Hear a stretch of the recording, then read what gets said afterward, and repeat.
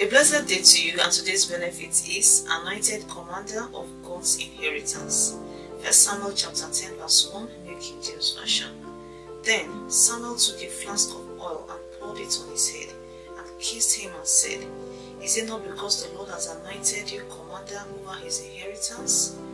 Inheritance can be viewed from the perspective of personal property or the right of ownership over a particular thing. In this case, our text mentioned that Samuel poured oil on Saul because he was anointed by God to be the commander over his inheritance. The inheritance being referred to here is the people of Israel. Our world is filled with dissatisfaction about leadership in different spheres of life. That is why we see protests and rebellions in different parts of the world against leaders. We have seen the worst and best of governance, at least as people may define it the way it applies to their situation. My understanding from this text is something we often overlook in leadership and followership relationship. There is more to leadership than having good plans and relationship with the people. You might have heard the use of words like the leader our nation never had, meaning people never accepted such a person to lead them, despite being acclaimed of having good leadership qualities and plans for the people. Why? You can only be in command of people by divine appointment. Romans 13 verse 1 says in the King James Version, Let every soul be subject to the governing authorities, for there is no authority except from God, and the authorities that exist are appointed by God. Are you a leader, having difficulty carrying the people along? Are you a teacher whose students are not cooperating? Are there people rebelling under your leadership? The answer is to go back to Him who can anoint you as a commander of the people.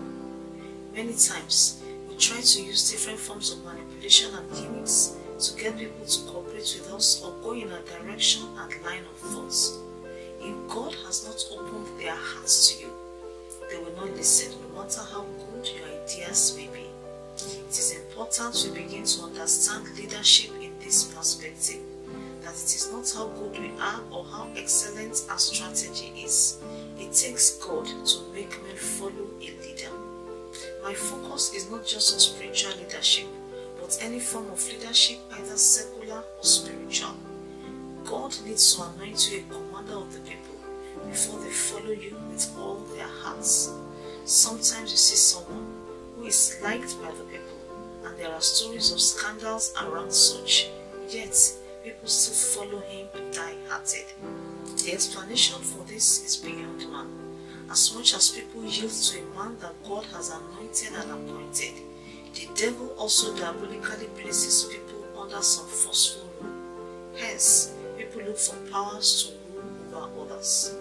I would like to apply this in a way to the family dynamics of parenting, especially when you have children that seem to be going in the wrong direction. In fact, the scriptures say children are the inheritance of God. So, stop struggling to enforce your way on that child.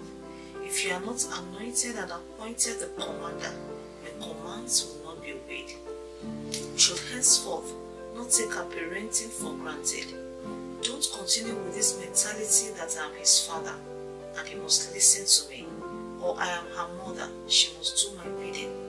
Our world is overtaken by information overload. There is hardly anything you are looking for in terms of knowledge that you won't find through the internet. This provides an alternative for children to boycott their parents. They get information on a silver platter, but unfortunately, it may be a bait to mislead them in destiny. But if we don't trust God to win the hearts of our children for us, parenting will be difficult, particularly when the children are growing toward the years of accountability and adulthood. Therefore, for whatever scope of leadership you are in, ask God to anoint you as a commander over his inheritance. So Lord, for everyone in leadership,